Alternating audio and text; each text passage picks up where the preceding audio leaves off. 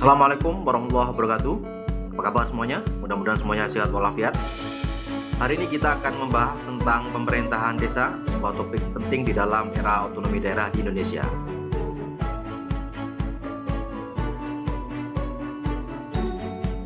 Kita akan merujuk pada dua dasar hukum di dalam perkuliahan ini. Pertama adalah Undang-Undang Nomor 6 Tahun 2014 tentang desa. Yang kedua adalah Peraturan Pemerintah Nomor 43 Tahun 2014 tentang Peraturan Pelaksanaan Undang-Undang Nomor 6 Tahun 2014 tentang desa.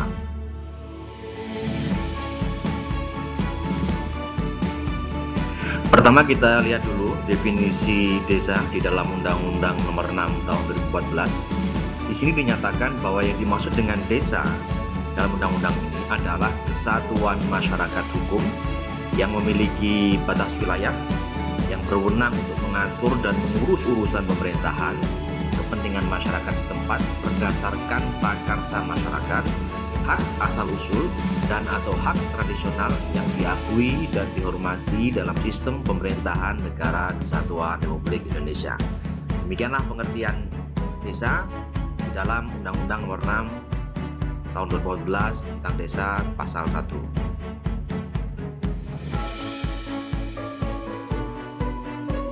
Lalu apa perbedaan antara desa dan kelurahan? Ada 3 macam perbedaannya.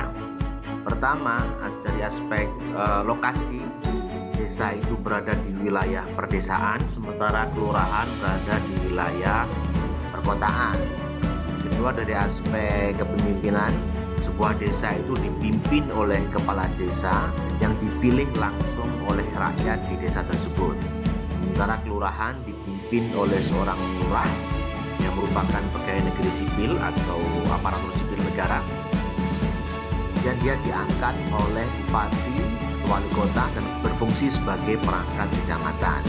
Yang ketiga, dan ini yang sangat penting, desa itu memiliki otonomi yang nanti akan kita jelaskan di dalam perkuliahan ini. Sementara kelurahan tidak memiliki otonomi seperti otonomi yang dimiliki oleh desa.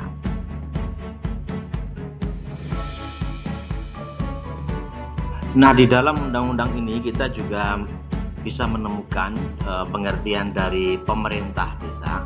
Di sana dinyatakan bahwa yang disebut dengan pemerintah desa adalah kepala desa atau yang disebut dengan nama lainnya, dan dibantu oleh perangkat desa. Nanti kita akan jelaskan siapa saja yang termasuk perangkat desa.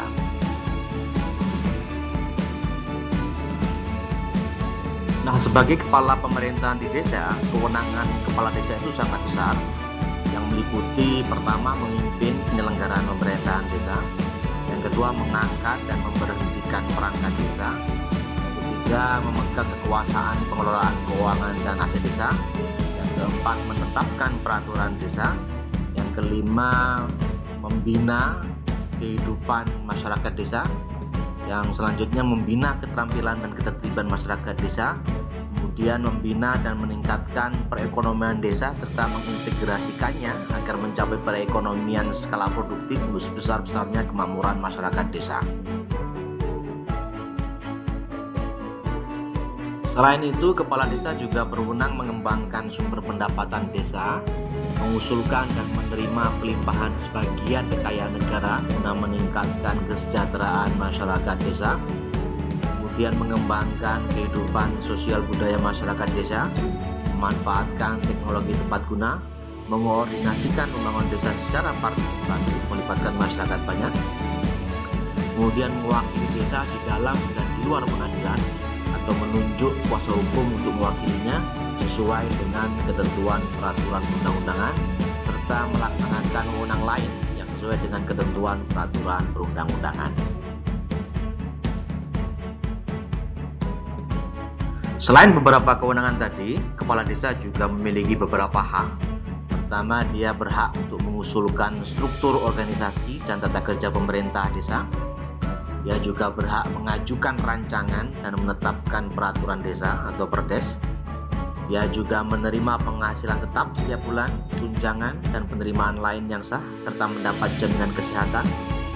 Dia juga mendapatkan perlindungan hukum atas kebijakan yang dilaksanakan, serta kota berhak memberikan mandat pelaksanaan tugas dan kewajiban lainnya kepada perangkat desa.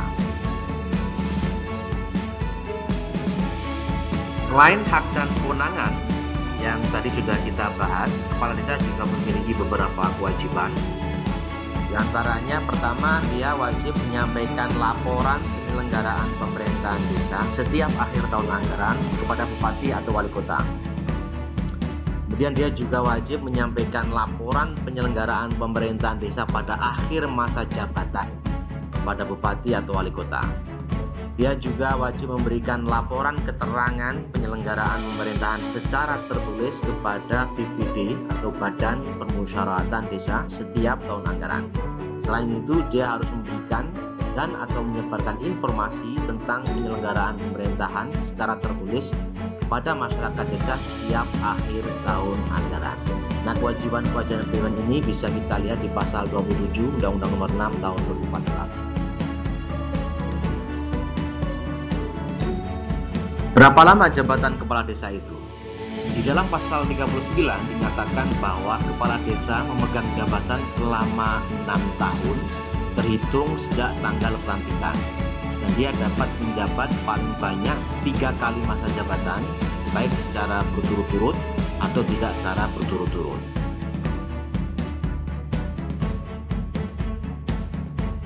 Bagaimana mekanisme pemilihan kepala desa?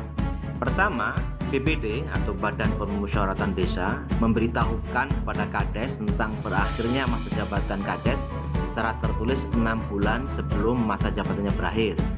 Kemudian BPD membentuk panitia pemilihan kepala desa. Kemudian Kades dipilih langsung oleh penduduk desa, dan calon Kades yang dinyatakan terpilih adalah calon yang memperoleh suara terbanyak. Setelah itu, panitia pemilihan kepala desa menetapkan calon Kades yang terpilih tersebut.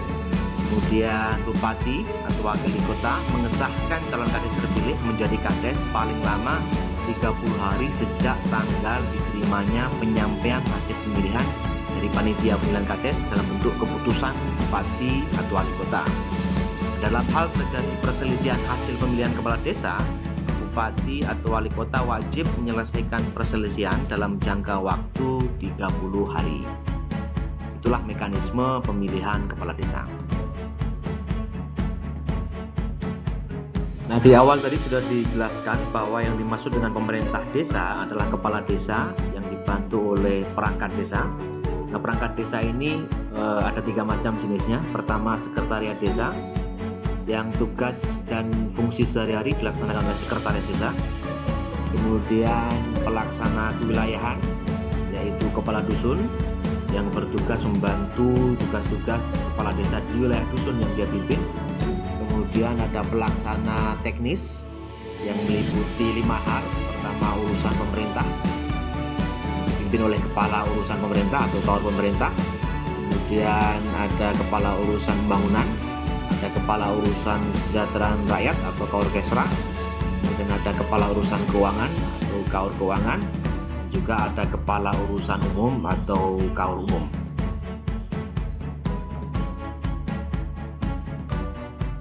Selain kepala desa yang dibantu oleh beberapa perangkat desa, ada satu organ penting di dalam struktur pemerintahan desa yang disebut dengan Badan Permusyawaratan Desa atau disingkat dengan BPD. BPD ini fungsinya ada 3. Pertama, dia membahas dan menyepakati rancangan peraturan desa bersama kepala desa. Kemudian dia juga berfungsi menampung dan menyalurkan aspirasi masyarakat desa. Yang ketiga, fungsinya adalah melakukan pengawasan kinerja kepala desa. Jadi BPD ini semacam DPRD atau Dewan Perwakilan Rakyat, tetapi di level desa.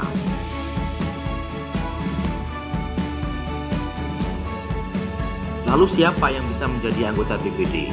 Anggota BPD itu merupakan wakil dari penduduk desa berdasarkan keterwakilan wilayah yang pengisiannya dilakukan secara demokratis.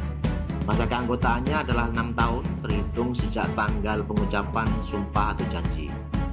Nah, anggota BPD ini dapat dipilih untuk masa keanggotaan paling banyak 3 kali secara berturut-turut atau tidak secara berturut-turut, jadi sama dengan kepala desa. Kemudian jumlah anggota BPD ditetapkan dengan jumlah dasar paling sedikit 5 orang dan paling banyak 9 orang dengan memperhatikan faktor wilayah, perempuan, penduduk, dan kemampuan keuangan desa. Kemudian peresmian anggota BPD ditetapkan dengan keputusan bupati atau wali kota.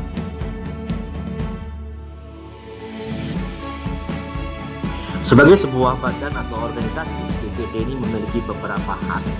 Pertama, dia berhak mengawasi, meminta keterangan tentang penyelenggaraan pemerintahan desa kepada pemerintah desa, dan dia berhak menyatakan pendapat atas penyelenggaraan pemerintahan desa, pelaksanaan pembangunan desa, pembinaan kemasyarakatan desa, dan pemberdayaan masyarakat desa.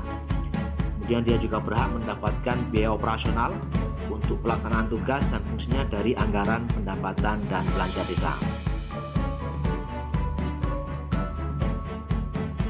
Apa saja hak anggota BPD itu? Anggota BPD memiliki beberapa macam hak. Pertama, dia berhak mengajukan usulan rancangan peraturan desa. Dia juga berhak mengajukan pertanyaan-pertanyaan terkait dengan pemerintahan desa. Kemudian berhak menyampaikan usul dan atau pendapat, berhak memilih dan dipilih, serta berhak mendapatkan tunjangan dari anggaran pendapatan dan belanja desa. Di samping beberapa hak, tentu anggota BPD juga memiliki beberapa kewajiban sesuai dengan pasal 63 Undang-Undang Nomor 6 tahun 2014. Di situ dinyatakan bahwa anggota BPD wajib memegang teguh dan mengamalkan Pancasila, laksanakan Undang-Undang Dasar 45, serta mempertahankan dan memelihara keutuhan NKRI dan Bhinneka Tunggal Ika. Dia juga wajib melaksanakan kehidupan demokrasi yang berkeadilan gender dalam penyelenggaraan pemerintahan desa. Dia juga wajib menyerap, menampung, menghimpun, dan menindaklanjuti setiap aspirasi masyarakat desa. Selain itu, anggota BPD juga wajib mendahulukan kepentingan umum di atas kepentingan pribadi, kelompok, dan atau golongan. Dia juga wajib menghormati nilai sosial budaya dan adat istiadat masyarakat desa, serta dia wajib menjaga norma dan etika dalam hubungan kerja dan lembaga kemasyarakatan desa.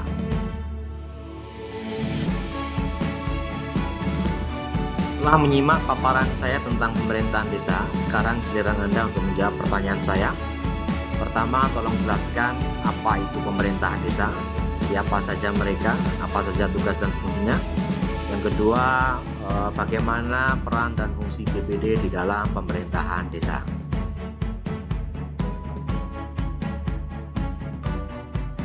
Demikianlah perkuliahan singkat kita tentang pemerintahan desa.